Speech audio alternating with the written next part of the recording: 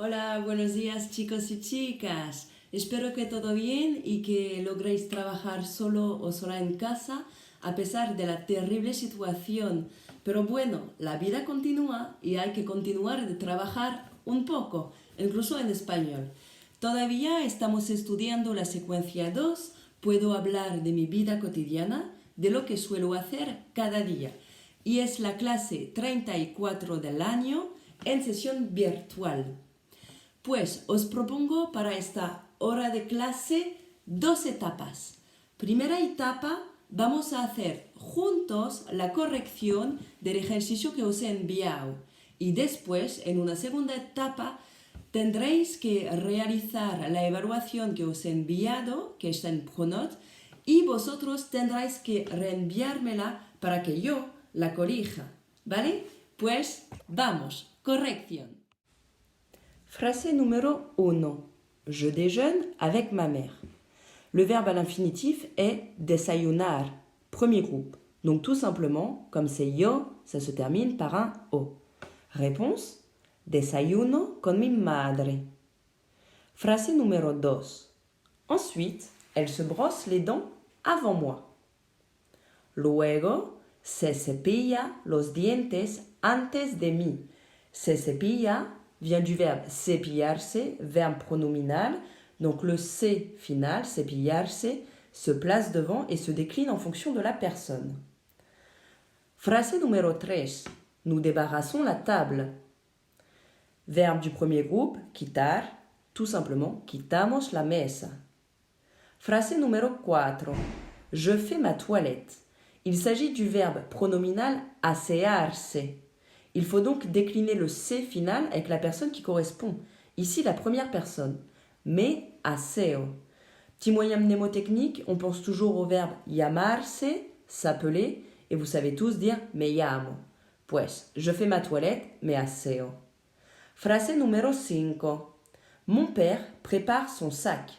Prépare vient du verbe preparar, premier groupe, pas de souci. Mi padre prepara su mochila. Phrase numéro 6. Mes parents me laissent à l'arrêt de bus. C'est le verbe dejar.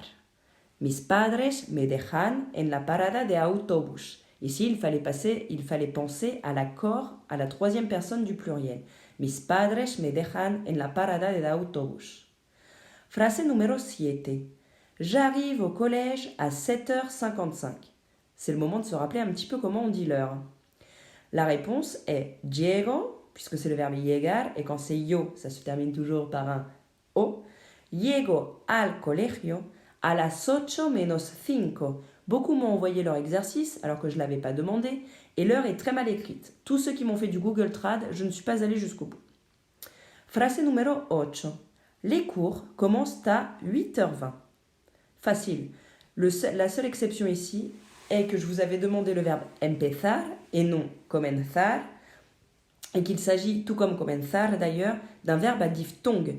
La réponse est donc las clases empiezan a las 8:20. Petit rappel sur les verbes à diphtongue.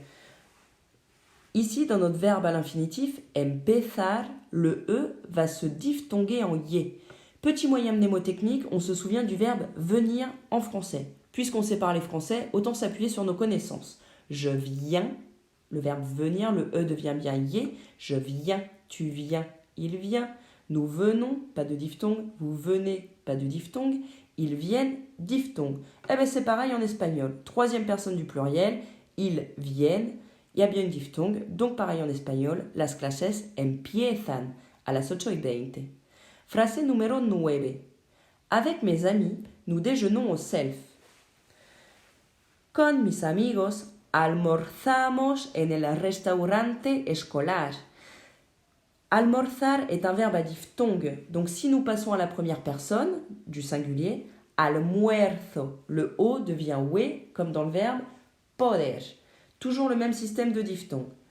Donc, con mis amigos almorzamos en el restaurante escolar.